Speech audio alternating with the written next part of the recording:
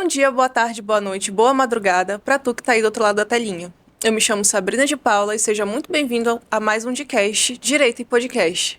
Esse podcast chuchuzinho feito aqui pela Vox+, que traz para você, nosso telespectador, o melhor conteúdo jurídico aqui de Santarém.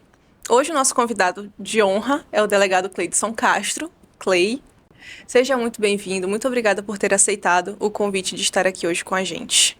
Eu que agradeço o convite, né, de estar aqui presente, de poder conversar, trocar ideias sobre o mundo jurídico. É sempre importante, né, a gente manter atualizado as conversas, conversar um pouco também sobre a realidade do trabalho, da vida social e principalmente, né, poder transmitir um pouco de conhecimento, um pouco do conhecimento de fato da minha profissão, da Polícia Civil e de vários outros temas relevantes do direito. Clay, como foi que tu ingressaste no mundo jurídico, né? Tu fizeste direito, foi para os bombeiros e agora hoje com a gente tá aqui como delegado de polícia. Que bom, graças a Deus. Mas como foi que tu entraste nesse mundo, nessa parte já? O que te interessou? Olha, é uma história até um pouco interessante, né? Durante a minha adolescência e ali já naquela mudança da adolescência para uma pessoa mais jovem, né? Saindo dos 17 para os 18 anos, quando a gente começa a se interessar atrás de uma profissão, atrás de um trabalho. E aí, em razão, né, do bairro que eu morava ser um bairro periférico, então os meus amigos todos trabalhavam de ajudante de pedreiro, trabalhavam em serrarias. Então um desses meus amigos arrumou uma vaga numa serraria aqui da cidade, cujas condições de trabalho eram muito fora do normal, né? Eram cargas horárias excessivas, pagamentos menos, não tinha carteira assinada. Então eu comecei a pesquisar um pouco mais sobre direito do trabalho, né? E aí foi o primeiro contato que eu tive com direito, né? De onde é que está escrito, aonde é que eu tenho que trabalhar 8 horas por dia, né? Então a gente trabalhava 10 e eu estava atrás de saber como era, onde era que estava escrito, qual era a obrigação que eles tinham de eu trabalhar apenas 8, né? A questão da carteira assinada, onde era que estava escrito isso.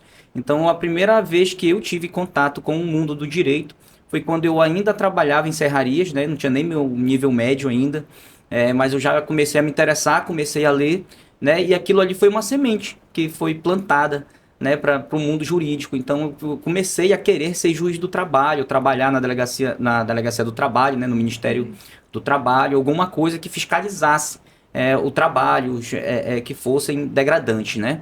E aí, ainda assim, né, como eu disse, as oportunidades de emprego que nós tínhamos na época era só essa, né? Nós meio que somos produto do meio. Então, se todos os meus amigos trabalhavam nisso, era natural que quando eu fosse atrás do emprego, começasse a conversar, eu fosse convidado por eles para que fossem inseridos.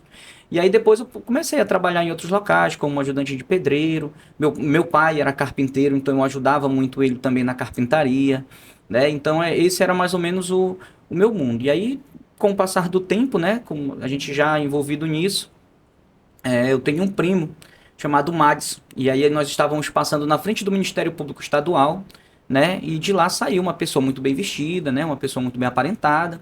E aí eu comentei com ele, mas essa pessoa para trabalhar nesse órgão tem que ser filho de gente rico, tem que ser indicado de alguém. Ele disse, não, para você trabalhar no Ministério Público, você só precisa passar em um concurso público, né? E foi a primeira vez também que eu tive a informação de que existia concurso público, né? Já tardiamente.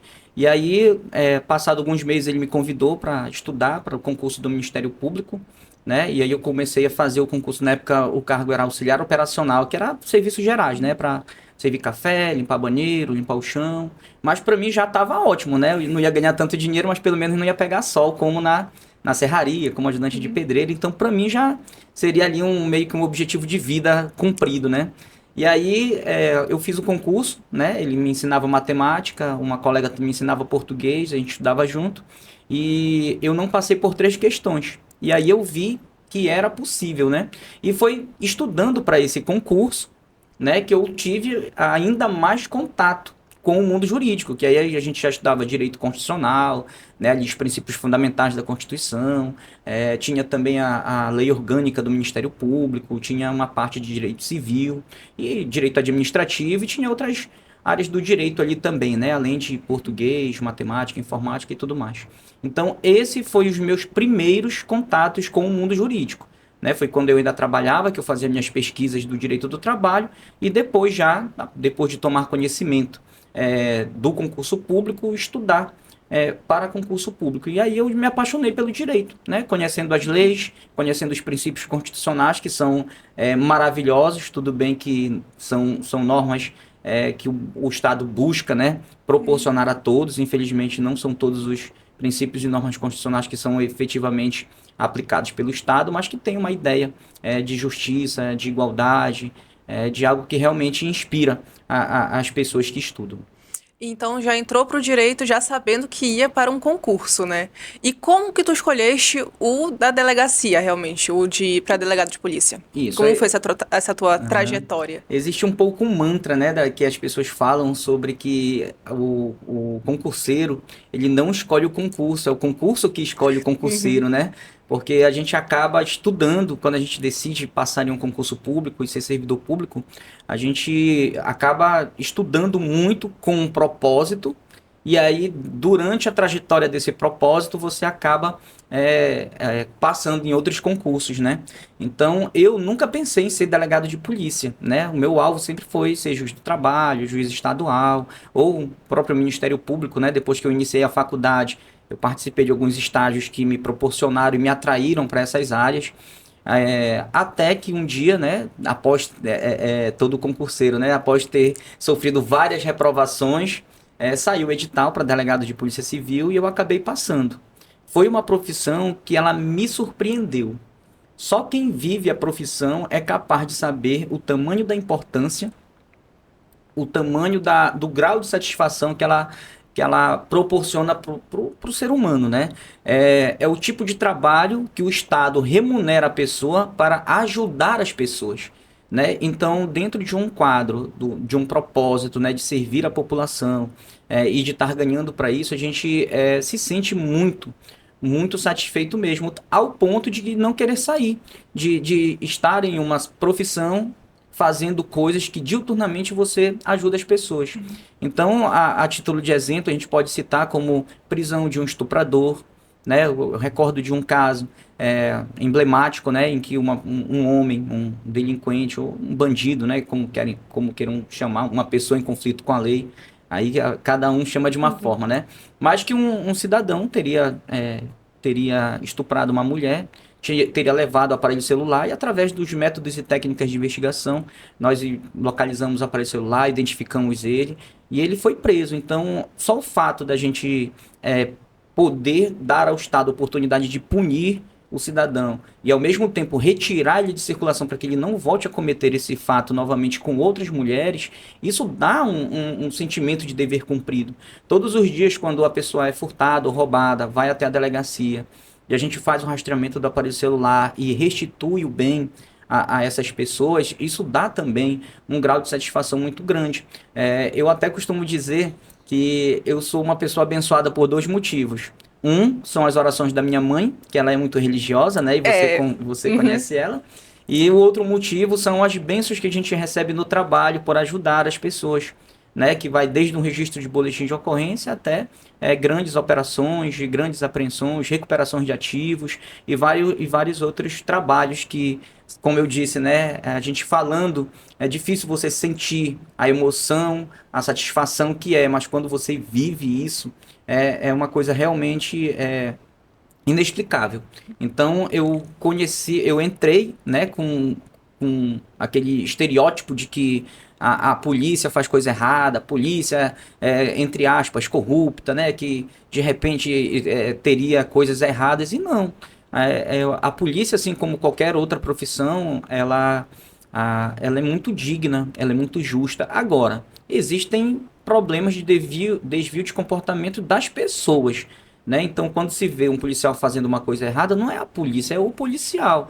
Então, não tem como pessoalizar a instituição, não é ela que a instituição Polícia Civil que cometeu o erro, é o policial que cometeu. E nós, por vivermos em sociedade, nós sabemos que ninguém é perfeito e que, porventura, né, alguém pode cometer algum tipo de erro. E isso é em toda a profissão, né? Eu acho que hoje a internet, os meios de comunicação eles estão bem mais eficazes, estão ao alcance de muito mais pessoas, e a gente vê que em todas as áreas do conhecimento, de todas as profissões, sempre tem algum escândalo envolvendo o comportamento de pessoas que optaram por fazer coisas erradas.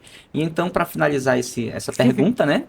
Vocês já perceberam que eu falo um pouquinho muito, Não né? tem problema, fique à vontade. Então, para finalizar, então, o direito ele entrou na minha vida dessa forma, né? Foi o concurso que me escolheu, era dentro da área que eu já estava, né? Direito. Então, já estava ali estudando para juiz, promotor, até que surgiu o cargo de delegado. E depois que eu conheci as peculiaridades do cargo, o quanto essa profissão nos torna uma pessoa melhor por ajudar as outras pessoas, aí eu decidi já só aperfeiçoar mesmo o conhecimento, né? Fazer especialização, tentar se manter atualizado para cada dia prestar um serviço público de segurança pública à sociedade com maior qualidade. Quais foram os maiores desafios que tu conseguiste ver na hora que tu aceitaste, né, a profissão, no caso, né? Ingressou, passou no concurso. Passar no concurso eu acho que já é o primeiro desafio, né? Isso. Então, teve a preparação toda anterior, mexe muito com o psicológico, a gente sabe também, a gente precisa, né, avançar. Mas a partir do momento que tu passaste, que tu já ingressaste, qual foi o maior desafio que tu encontrou dentro do serviço público? O serviço público, ele tem uma deficiência, né? Porque o Estado, ele não consegue investir tudo que o serviço precisa. Então, a gente sempre trabalha com uma demanda muito maior do que a nossa capacidade laborativa, né? Então, sempre ocorrem muito mais crimes do que tem policiais para investigar todos esses fatos. Então, hoje, o quadro que se tem é que humanamente é impossível você registrar todos os boletins de ocorrência, né? Então, essa é a principal dificuldade. São os recursos humanos, apesar de terem crescido, apesar de terem passado por capacitações, isso houve uma melhora substancial, né? Mas dizer que isso já está no número adequado ainda está muito longe disso acontecer. Então, eu acho que o maior desafio é pouca recursos humanos e também falta alguns recursos materiais também, né? A gente costuma dizer que dentre o sistema de justiça que a gente vê, né? Defensoria Pública, Ministério Público, Poder Judiciário, né? A gente vê assim que a Polícia Civil acho que é o órgão mais pobre, né? O que tem menos estrutura, é o que tem menos dinheiro, até porque a gente não tem autonomia financeira, né? E esses outros órgãos têm. Então a gente fica concorrendo ali com as mais diversas áreas de interesse do Estado, com saúde, com educação. Então, como a gente é ligado ao Poder Executivo, né, diretamente subordinado ao governador do Estado, então a gente fica concorrendo com direcionamento de dinheiro, de recursos, com todas essas outras áreas, né, que também são muito importantes. Então, o principal dificuldade que nós temos é justamente essa, né? As pessoas também têm, e isso tem reduzido muito, né? Antigamente, e eu já estou 10 anos na polícia, então antigamente as pessoas tinham um pouco mais de preconceito com policiais. Hoje em dia não, as pessoas já conhecem mais, acho que já precisaram do trabalho da polícia, foram lá e verificaram que não tem mais aquele policial truculento como era antes, né, na época da ditadura militar. Então, quando se volta para falar de polícia, quando se volta para falar de militar, todo mundo remonta à época da ditadura militar, né, em que haviam torturas, havia muita truculência. Então, hoje já é um atendimento muito mais humanizado, já tem diversas técnicas de investigações que possibilitem a gente desvendar crimes que não seja forçar uma confissão ou forçar que a pessoa diga em qual local o objeto do ilícito está, entendeu? Então, já existem diversas técnicas que nos permitem, né, ter uma polícia mais técnica, mais bem qualificada e mais bem preparada para atuar, né? Aí essas dificuldades eu acredito que não é só no órgão da Polícia Civil, né? Questão de pessoal, de logística, de equipamentos, eu acho que todos os órgãos do Estado, a saúde, por exemplo, a saúde ela também precisa de investimentos, né? Você percebe, você acompanha e vê que faltam médicos, faltam equipamentos. Então, na polícia, ela é mais ou menos assim também. Houve uma melhora substancial e a gente consegue ver essas melhoras, né? Em 1994, por exemplo, eles tinham um Gurgel para a cidade toda. Então, hoje a gente tem mais de 10 viaturas, tem um efetivo bem técnico, bem qualificado, mas que Assim como veio as melhoras de aumento de efetivo e de viaturas, também houve um aumento populacional, um aumento de problemas, né? E aí tudo vem crescendo proporcionalmente. Tu falaste muito agora sobre a questão de como as pessoas veem, né, a polícia. A gente tem o paralelo do passado e a gente realmente remonta muito para a ditadura, né, porque a gente tem um período de muita brutalidade. E a gente tem hoje um período em que a gente tem direitos humanos garantidos, direitos sociais, direitos civis todos garantidos que precisam ser respeitados dentro de uma ordem constitucional democrática, né? Como é que tu, enquanto delegado, percebe essa mudança de comportamento tanto da instituição quanto da própria pessoa, né? Seja delegado, seja Uhum. outro servidor público dentro da Polícia Uhum. Civil. Eu vejo assim que essas mudanças elas vieram muito com a renovação, né? Com a renovação de efetivos. Hoje, por exemplo, a grande maioria das pessoas que trabalham aqui em Santarém são pessoas que entraram de 2010 para cá. Né? São pessoas que já foram formadas sobre as bases dos direitos humanos na academia de polícia, né? Em que a gente passa 6 meses sendo treinados, fazendo curso. E assim, são treinados 6 meses de manhã e de tarde, né? Trabalhando ética profissional, cursos de direitos humanos, que são, na verdade, disciplina, né? De direitos humanos, de abordagem policial. Então, todas essas técnicas de abordagem, de atendimento ao público, elas já vêm voltadas para isso, né? Para respeitar o cidadão, para que nós possamos compreender de que a presunção de inocência é uma garantia constitucional, que nós não podemos fechar os olhos para isso, né? Então já vem de formação, claro que precisa melhorar, precisa se investir mais, né, nessas qualificações, mas como eu disse, houve um avanço significativo. Então esses avanços eles são oriundos, com certeza, da renovação do efetivo, né? Então na época da ditadura militar ou ali no final dos anos 80, ainda havia um treinamento muito incisivo, né, em que faca na caveira, era aquela coisa de treinamento contra o inimigo, né? Então era muito isso, de que era um treinamento meio que de guerra, digamos assim, meio que militarizado. Agora não, agora mesmo na polícia militar, né, já existem também essa formação, existem esse direcionamento para o respeito às garantias constitucionais, e isso eu acredito que só veio a melhorar a prestação do serviço de segurança pública, e quem ganha com certeza é o cidadão de bem, né? Voltando um pouco aqui para nossa cidade, né? Uhum. Tu é o diretor da 16ª seccional aqui de Santarém, né? Então, como tu verifica a mudança de comportamento aqui da nossa cidade em relação a crimes, em relação a denúncias, a mudança de comportamento do infrator, da vítima? Uhum. Como é que tu analisa isso agora Pois com é, olha, dados, enquanto diretor de também? 10 anos para cá, né, eu tive a experiência, a maior parte da minha experiência profissional foi Santarém. Santarém, ela é uma cidade ímpar, é uma cidade considerada uma cidade interiorana, né, que tem 330 mil habitantes, né, que são muitos habitantes então, e tem um índice de criminalidade muito abaixo da média nacional, né? Em novembro do ano passado, por exemplo, que foi o último número publicado através da medição da criminalidade, foi constatado que Santarém é a segunda cidade mais segura do estado do Pará, né? Essa pesquisa é feita nas cidades com mais de 100 mil habitantes. Em 2014, nós tivemos o título da cidade mais segura do Brasil, né? Isso, o título de 2014, saiu em diversos veículos de comunicação. Então, em Santarém, a gente tem o sistema de segurança pública, ele tem funcionado muito bem, né? A gente tem conseguido, mesmo com essas dificuldades que eu já lhe falei, com relação de pessoal e tudo mais, tudo que já foi falado, a gente tem acompanhado um declínio nos números indicativos do controle de criminalidade. Então, esse ano, por exemplo, no primeiro quadrimestre, comparado com o mesmo período do ano passado, houveram 15% a menos de roubo. Houve um aumento de apreensão de drogas de mais de 400%. Então, mesmo com essas dificuldades, a gente tem apresentado resultados maravilhosos.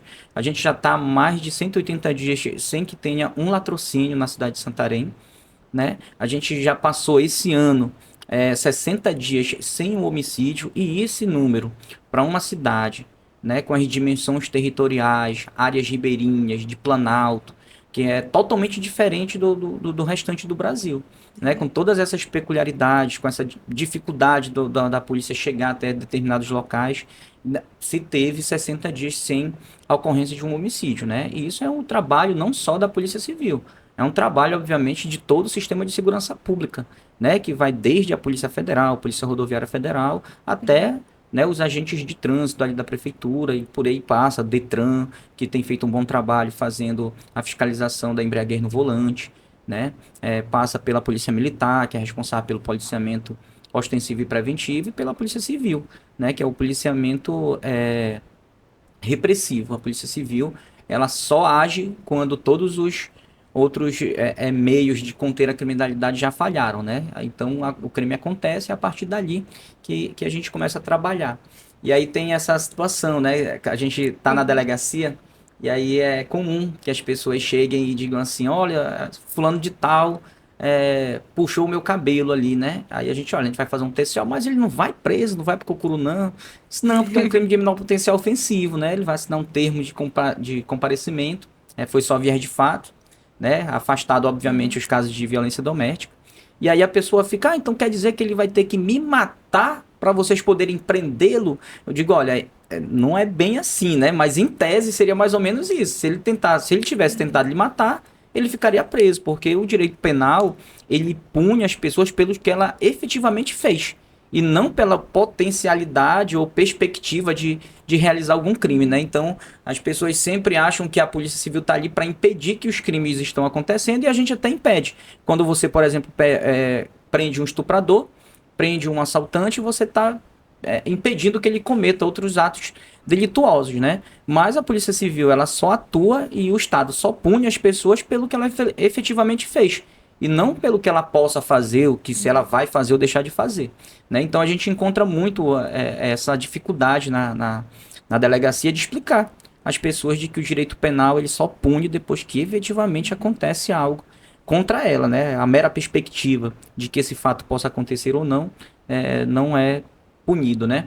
E essa evolução de números, como eu já estava explicando para você, essa mudança de comportamento, né? A gente percebe que uma mudança de comportamento na própria criminalidade também, né? Por exemplo, tem muitos assaltantes de banco, né?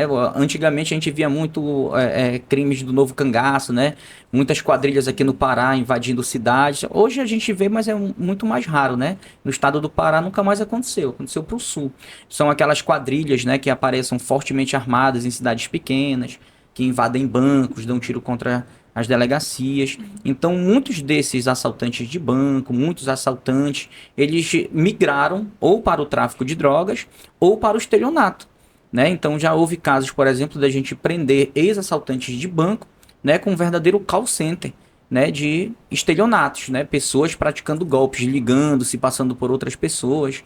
E então houve essa mudança, né? Eles migraram de crimes violentos para crimes não violentos, sem o cometimento de grave ameaças ou violência ou grave ameaça, né? Então houve essa mudança, né? Hoje em dia, por exemplo, o estelionato ele tem causado muito prejuízo para os cidadãos, né? Tem causado muito mais prejuízo do que os roubos, que é o assalto à mão armada. Hoje muito mais, se tornou lucrativo para essas associações criminosas, para essas pessoas praticarem crimes de estelionato, que em tese a pena é muito menor, são crimes cometidos sem violência ou grave ameaça, muito mais difícil também de investigar, né? Porque são crimes cometidos através da internet, as pessoas estão em outro estado, né? Então, essa mudança de realidade também tem sido uma dificuldade muito grande, né? O crime de estelionato ele tem atraído muitos criminosos, né? A criminalidade violenta estão migrando para esse tipo de crimes, né? Sem violência ou grave ameaça. O tráfico está sempre por trás de tudo, né? Ele assola toda a nossa sociedade, sempre a gente atribui a ele todas as mazelas de criminalidade, ela tem origem no tráfico de drogas, né? É ali que tudo gira em torno do tráfico de drogas. O viciado, ele furta e rouba para ter dinheiro para comprar a droga. O pai de família chega em casa e muitas das vezes agride a mulher ou os filhos por estar sob o efeito da droga, né? Então, o ciclo de violência da nossa sociedade, ela gira em torno da droga, do tráfico de drogas. Clay, no caso, em relação a aos novos crimes que vêm surgindo, né?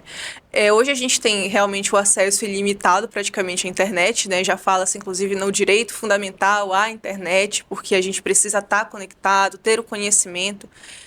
Mas a gente também vê esses novos crimes surgindo, né? E eu acredito que, inclusive, principalmente ali quando a gente fala de idoso, né? Aquela mensagem que o vovô recebe no WhatsApp, que a senhorinha recebe e vai passando. Aquela notificação de que o banco tá fazendo alguma situação ou que ela vai receber o empréstimo, mas tem que pagar um valor X. Como que a polícia tem se preparado para esses novos crimes que vêm surgindo, né? Isso, olha, foi muito importante para nós, a título para as investigações, o Marco Civil da Internet, né, que possibilitou a coleta de informações, de dados cadastrais das empresas provedoras de internet ou mesmo de plataformas, né? Então isso tem facilitado a identificação das pessoas. Infelizmente, como eu falei anteriormente, tem pessoas e quadrilhas, associações criminosas e algumas até organizações criminosas que são muito bem preparadas para a aplicação desses golpes, que possuem métodos e técnicas de lavagem de dinheiro muito difícil de recuperar o ativo. Então, em muitos casos, a gente consegue identificar o estelionatário, né? Só que o dinheiro, ele já foi pulverizado. A gente, às vezes, prende a pessoa, mas quando a gente vai buscar bens no nome dela, de parentes ou de para onde o dinheiro foi, a gente acaba muitas das vezes não encontrando. Até porque essas pessoas que praticam esses tipos de crimes, eles vivem de uma forma assim, muito exuberante, né? Muito luxuosa. Então, o custo de vida deles é muito alto. Então, muito dos dinheiros que são desviados através desses golpes são efetivamente gastos, né? Com viagens, com os luxos que eles tentam manter através desses golpes. É ilusão as pessoas pensarem que vão cometer um crime e porque foi pela internet eles não serão identificados. Pelo contrário, existem os rastros digitais que nos permitem e possibilitam a gente identificar os autores desse crime, né? Hoje a Polícia Civil tem uma diretoria de crimes tecnológicos que funciona em Belém e a eles são encaminhados os casos mais graves e de maior complexidade. Outros casos que são mais simples são feitos pelas delegacias das próprias unidades policiais, né, que tem circunscrição sobre o fato. Então, diuturnamente, a gente lida com esse tipo de problema, né, como você disse, houve um aumento exponencial, né, de crimes tecnológicos. Né? Muitos desses crimes, eles já existiam, obviamente, e só mudou a forma de execução. Né? Por exemplo, o estelionato ele já existe desde 1941. Né? E agora, porque começaram a praticar golpes pela internet, houve uma inovação legislativa, né? O parágrafo 4º, ele aumentou a pena do estelionato que é praticado através de aplicativo, invasão de dispositivos informáticos, como tablets, computadores, programas que captam, né, as senhas das pessoas e que possibilitam o clone das contas bancárias. Então, na medida em que os criminosos vão se aperfeiçoando, o Estado também vai se preparando para investigar esses crimes. O legislativo também faz a parte dele, aumentando a pena para tentar coibir um pouco mais a prática desses crimes. Hoje, por exemplo, a pena para quem pratica esses estelionatos através de dispositivo é de 4 a 8 anos. Né? Então a pessoa já começa perdendo 4 anos, o autor desses crimes. Né? Então isso já faz com que ele possa repensar se é isso mesmo que ele quer, porque cedo ou tarde ele vai cair. Ele vai ser pego, ele vai ser identificado e vai ser colocado à disposição da justiça. Né? Todas essas pessoas, elas vão. O problema é que, às vezes, demora um pouco. Né? Não é você estralar o dedo e tá aqui a pessoa. Porque, como eu estou dizendo, embora nós tenhamos o poder de solicitar as informações, essas informações elas não vêm assim imediatamente. Né? Elas demoram 5 dias, demoram 10 dias, e aí, em alguns casos, precisa de representação criminal para quebra de dados telemáticos, e aí demora mais um pouquinho, mas sempre a gente consegue identificar esses criminosos. O grande problema é, como eu estou lhe dizendo, aí você prende um, aí surge outros. né? Já teve casos, por exemplo, em que pessoas que foram vítimas do crime de estelionato se tornaram autores. Começou a praticar o mesmo crime que ela foi vítima, Rapaz! entendeu? Então, existe toda essa problemática, né? Que você pega um, né? E aí outras quadrilhas vão copiando, eles mesmos trocam ideias. Já houve casos em São Paulo, no Rio de Janeiro, em que eles ensinavam as pessoas a como aplicar os golpes, né? Então, da mesma forma que eles vão se especializando, o Estado tem acompanhado, tem investido em tecnologias, investido principalmente em conhecimento, né, da estrutura da polícia, dos seus policiais, a fim de que seja permitido a gente localizar e identificar. Hoje, sem dúvida nenhuma, os estelionatos, eles causam um prejuízo muito maior para os cidadãos do que o crime de roubo e furto, né, porque é muito crime de estelionato, infelizmente, algumas quantias são realmente vultuosas. Também na tua fala anterior, tu falaste muito sobre a questão dos crimes envolvendo o tráfico de drogas, né? Como vocês trabalham em relação a todo esse conjunto? Porque realmente tu trouxeste pontos que pra gente é muito relevante, tanto enquanto cidadão, Uhum. quanto como operadores do direito, né? Que é a questão de que o tráfico de drogas, ele não trabalha tão somente a questão do tráfico, né? É o roubo para poder comprar, são as brigas que acontecem em decorrência do uso de drogas. Como que vocês, enquanto, né, a Polícia Civil consegue trabalhar com a questão do tráfico de Pois drogas? é, o tráfico de drogas, a gente tem feito, né, planejamentos estratégicos, planejamentos operacionais, de identificação de rotas, de identificação de pessoas que trabalham ou servem para o tráfico. Hoje nós temos também a figura das organizações criminosas que se autodeterminam, né, se autodenominam Comando Vermelho, PCC, são estruturas organizadas, né, que eles acabam dominando áreas do tráfico. Então, a Polícia Civil ela tem voltado os olhares, a Polícia Militar tem voltado seus olhares para isso, dentro de uma política de enfrentamento, e com essa consciência de que as maiores mazelas da criminalidade são causadas pelo tráfico de drogas. Eu citei apenas alguns exemplos, mas eu poderia passar uma tarde citando o envolvimento do tráfico com vários outros crimes, inclusive homicídios. Diversas pessoas são executadas porque perderam a droga, porque eles suspeitaram que aquela pessoa é um X9, porque aquela pessoa está vendendo droga dentro de uma outra área, né? Ou simplesmente porque fazem parte de uma outra facção que vende droga naquela área. Então, o tráfico de drogas, o tráfico de drogas, ele financia o tráfico de armas. Tá? Ele está por trás das piores mazelas que você possa imaginar, né? Tanto com relação às pessoas que, sob o efeito da droga, cometem crime, como os crimes praticados pelos traficantes, né? Aqui em Santarém, devido a gente ser banhada pelos rios, a gente rota do tráfico, né? Diversas drogas já foram apreendidas aqui. Para que você tenha uma ideia, dentro desse levantamento feito e análise do primeiro quadrimestre, né, nos primeiros 4 meses do ano passado, foram apreendidos 68 quilos de droga. Esse ano, nos primeiros 4 meses, já foram apreendidos mais de 400 quilos, né? Então a gente verifica um aumento muito grande de apreensões. Por quê? Foi a política estratégica, foi a o planejamento estratégico, o planejamento operacional, a política de enfrentamento de forma mais incisiva. Nós aqui em Santarém, por exemplo, designamos uma equipe, né, que foi denominada de Delegacia de Combate às Drogas, né, que funciona dentro da seccional, e lá tem um delegado e toda uma equipe, né, com estrutura, tempo para se voltar especificamente para o combate ao tráfico de drogas, e tem apresentado belíssimos resultados.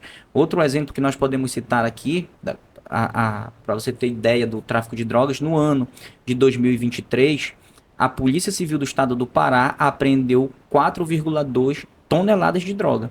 Dessas 4,2 toneladas, 2,4 toneladas foram apreendidas pela Polícia Civil de Santarém, né, em grandes duas apreensões, fora as outras, né, de 40 quilos, de 100 quilos, né? Então, foi aqui na nossa região foi apreendido mais que a metade, né, da droga apreendida no estado todo, né, através do trabalho que eu estou lhe dizendo, de um planejamento estratégico, planejamento operacional, política de enfrentamento ao tráfico de drogas. E a gente percebe que conforme a gente aumentou as apreensões de drogas, conforme a gente vem enfrentando de forma mais incisiva os tráficos de drogas, o que aconteceu com os outros números?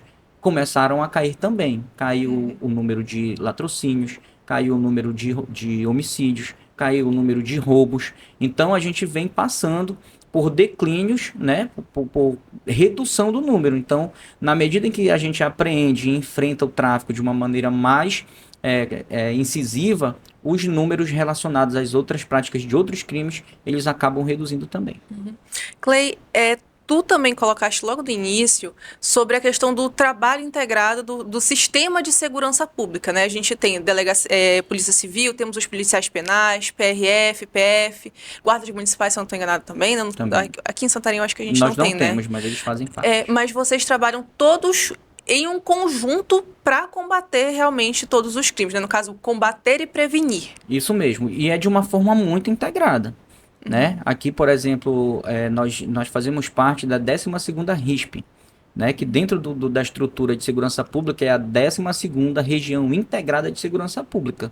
Né? Então, tem o superintendente, tem o comandante regional da Polícia Militar, em que eles fazem reuniões, nós fazemos reuniões com eles para política de enfrentamento de tráfico de drogas, de manter a concisão, troca de informações, que é muito importante, né? A gente não ter vaidade, né? Para querer ser o pai da criança, eu quero aprender muita droga. Não, bora compartilhar, que quanto mais a gente estiver procurando e verificando a informação, mais chance nós temos de ter êxito, né? Empreender o traficante, aprender a droga. Então, há uma união em Santarém que não se vê nas outras regiões do estado do Pará. Essa é a visão que nós temos.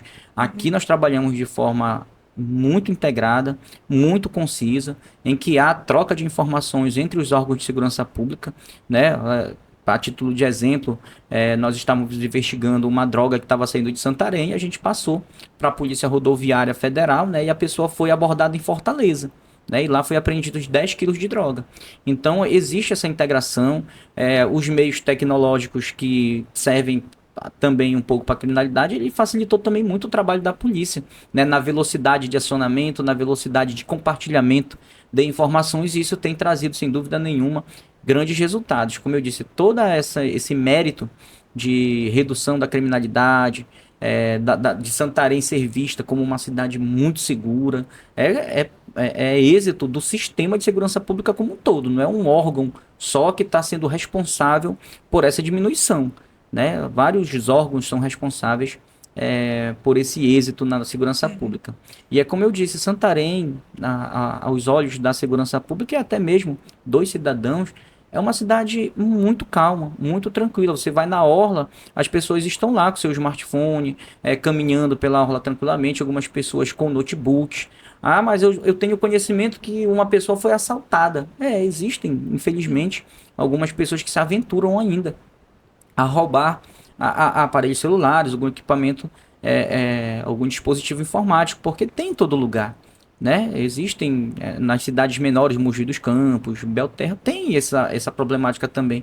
Mas Santarém, para o tamanho que ela é e para a quantidade de pessoas que moram e que residem em Santarém, os índices são considerados baixos. E esses índices, eles são tratados e comparados, obviamente, com outras regiões do país, com outras regiões aqui do próprio estado do Pará. É feito toda uma análise técnica, né? Dentro da Segup tem a SIAC, né, que é o sistema de inteligência institucional que faz a análise da criminalidade. Ele colhe todos os dados da Polícia Civil, todos os dados da Polícia Militar, e eles acabam monitorando, né, o êxito ou o não êxito dos números. Uhum. E também aqui em Santarém, e outros lugares também, mas a gente fala aqui de Santarém, nós temos as delegacias especializadas, né? Temos a do idoso, temos a da mulher, tu falaste agora na parte das drogas também. Isso. Eu sei que tem uma marítima, né? Tem uma delegacia fluvial e tem uma delegacia outras... de combate a roubos, tem também uma delegacia de proteção à criança e ao adolescente, né? E mais 3 UIPs, né? Mais 3 delegacias de bairro. Uma em Alter do Chão, uma no bairro da Nova República, né? Que pega toda aquela área lá que são compostos de 12 bairros, a UIP do Santarenzinho, que cobre 14 bairros, e o resto fica com a seccional. Toda a área de Planalto, a comunidade ribeirinha, Lago Grande, tudo é na seccional. Como tu enxerga essa forma de organização da polícia, né? A gente sabe que quanto mais especializado for, né? Eu acredito que seja melhor. Na Delegacia da Mulher, eu pego muita referência da delegada Andressa, né? Que faz um excelente trabalho. E como é que tu, enquanto delegado, verifica a atuação das delegacias especializadas? Olha, é como você mesmo já adiantou. As delegacias, quanto mais especializado a equipe tiver em um determinado assunto ou tipo de crime, mais êxito eles terão. Por exemplo, a delegacia de combate a roubos. A pessoa que comete roubos, ele não comete só um. E ele tem características específicas. Até a forma de anunciar o assalto já nos direciona para determinado tipo de quadrilha, né? O tipo de nó, teve um período em que estavam fazendo assaltos e deixava a família amarrada. Então tudo é levado em consideração, até o tipo do nó que o assaltante fazia, a forma de anunciar o assalto, já nos direcionava para determinada quadrilha. Então a gente, através desses pequenos elementos, do nada surgia já alguma coisa. E aí a gente ia investigar e realmente os roubos estavam todos ligados, porque todos os roubos investigados com essas características acabavam se confirmando. E isso só é possível porque os roubos são atendidos pela mesma equipe. Né? Se cada equipe, cada policial for atender um roubo diferente, não tem como você compilar todas essas informações. Né? Então a importância de se especializar o atendimento é você aumentar a eficiência, a rapidez, né? E principalmente humanizar o atendimento. Né? A prova disso é a Delegacia do Idoso, que está à frente da delegada Márcia, que está fazendo um ótimo trabalho aqui na cidade de Santarém, que o idoso ele pode ser melhor acolhido, melhor atendido, né? Um pouco distante, não disputa mais a vez, digamos assim, com outros crimes, com outros problemas sociais. Né? Ele tem o problema dele resolvido especificamente por uma equipe melhor treinada, melhor capacitada para o atendimento, né? Com os olhos voltados à vulnerabilidade do idoso, mais consciente das vulnerabilidades e limitações do idoso. Então, as delegacias especializadas elas têm como mote isso, trazer mais eficiência e mais eficácia para a atividade policial. Vale ressaltar, em que pese haver essas delegacias especializadas no bojo da seccional, elas acabam também sendo demandadas por outras espécies de crime. Né? Infelizmente, como eu disse, a gama de crimes é um leque muito grande. E não tem como a gente centralizar só para um delegado. Então, de forma bem justa, a gente vem distribuindo o trabalho. Por exemplo, o delegado Eric, que é da entorpecente, não são raras as vezes em que se vem requisição do Ministério Público para investigar um crime ambiental, a gente acaba também mandando para essas especializadas. Né? Então, além deles focarem e voltarem os olhos para essas atividades, eles recebem também outras demandas. Também a parceria com o Ministério Público, com o Poder de Justiça, acaba também pesando, né, sendo importante para o trabalho da Polícia Civil. Sem dúvida nenhuma. Né? Além de ter todo o sistema de segurança pública aqui em Santarém funcionando de forma muito eficiente, nós temos também o Ministério Público, que tem feito um trabalho que dispensa qualquer tipo de comentário. O Dr. Gabriel também, depois que assumiu a diretoria do fórum, deu um ar diferenciado, né, nessa relação institucional. A gente tem um contato institucional, né, para melhorar as demandas da Polícia Civil, assim como nós também temos sido cobrados pelo Ministério Público com relação a algumas demandas, mas todas essas relações institucionais elas vêm se estreitando a cada ano, possibilitando com que a gente faça parte de um sistema de justiça com engrenagens, né? Todo mundo rodando, todo mundo fazendo a coisa funcionar dentro da sua respectiva área de atuação, na sua respectiva área de atribuição. E aqui em Santarém tem dado muito certo, né? Os casos graves em que se demanda a atuação do Ministério Público ou do Poder Judiciário têm sido atendidos em tempos recordes, né? Tempos não vistos em outras comarcas, em outras cidades, justamente por essa proximidade, né? Por essas relações institucionais.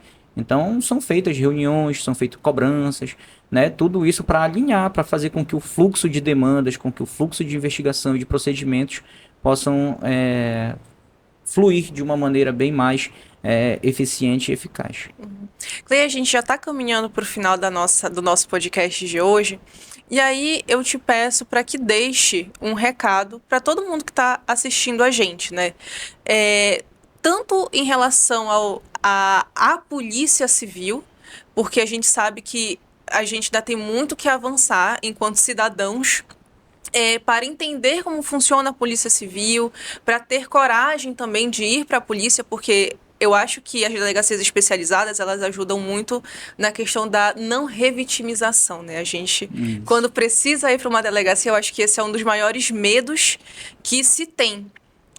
Dentro, seja a questão de violência doméstica contra a mulher, violências contra o idoso no geral, questões de criança e adolescente, a gente sente um pavorzinho.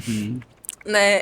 No caso, enquanto vítima, né? Existe esse medo. E não, né? A delegacia está para auxiliar o cidadão, assim como todo o sistema de segurança pública. Né? Então, tanto nesse sentido, quanto também para as pessoas que têm a vontade de trabalhar dentro da segurança pública, seja aqui do nosso Pará, ou seja de algum outro estado, porque existe a possibilidade, existe a chance, é um trabalho muito bom, né? A gente sabe disso, trabalhar com o poder público tem a sua seguridade, a sua estabilidade. E às vezes a gente tem medo, né, de dar o próximo passo. E a tua história logo no começo também, eu sei que ela pode servir de inspiração para muita gente.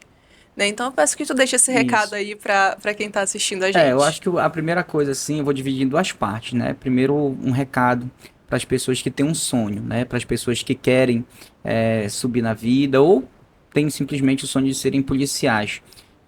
Eu sempre acreditei muito que o conhecimento e o estudo, ele é o único indicador que a pessoa pode se servir para crescer na vida dependendo só do próprio esforço.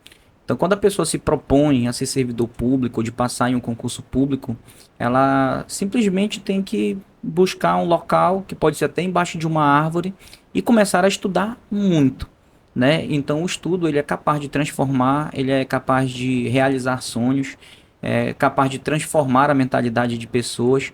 Então, primeira informação que a gente pede que as pessoas possam refletir um pouco mais é acerca do conhecimento, né? De buscar fazer um plano para sua vida, sair daquela zona de conforto, e a zona de conforto no sentido de que a pessoa está descansada, né? Não quer mais sair dali. E que o estudo ele faz com que os seus sonhos sejam efetivamente realizados. Eu vim de uma família muito pobre, né? A gente sabe que o serviço público ele nunca vai tornar ninguém rico, né? Não existe servidor público rico só trabalhando para o poder público, né? Obviamente que você vai poder investir em outras áreas, né? Em outros campos sociais, mas o salário por si só do serviço público não deixa ninguém rico, mas ele permite que você tenha uma vida confortável, né? Uma vida digna, uma vida que vai te proporcionar uma educação boa tanto para quem está no serviço público quanto para os familiares, né?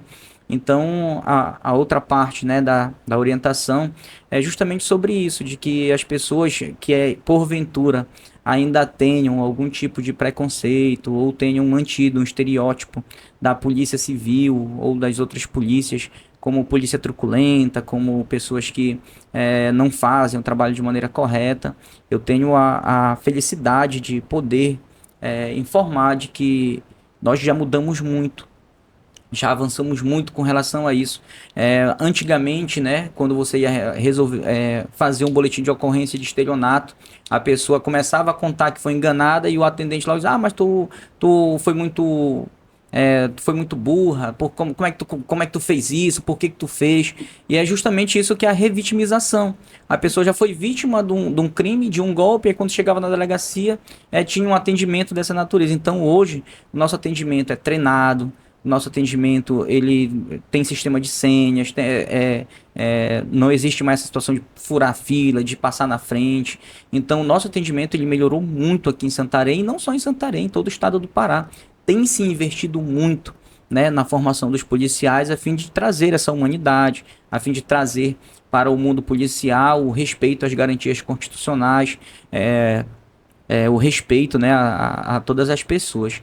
Então a gente quer deixar para a população essa imagem, né, de poder confiar na polícia, de que hoje a grande maioria é sim honesto, né? Infelizmente tem algumas pessoas, assim como em outras áreas, podem haver também que possa ter algum tipo de desvio de comportamento, mas a Polícia Civil ela tem melhorado muito, né? Então queria que esse recado que as pessoas deixem o estereótipo do passado, de achar que a polícia de hoje é truculenta igual a polícia da época da ditadura militar, e dizer para todo mundo que houve investimentos substanciais na formação, no treinamento, justamente para melhor atender a população de Santarém e do estado do Pará, né? E para finalizar, eu gostaria de agradecer você pelo convite, né? Foi sempre muito bom a gente conversar, poder trazer alguns números da segurança pública, poder esclarecer um pouco mais como é a nossa vivência, né, no mundo do direito, as inovações, como os crimes de estelionato, né, que a gente comentou, os cybercrimes, que a gente comentou aqui,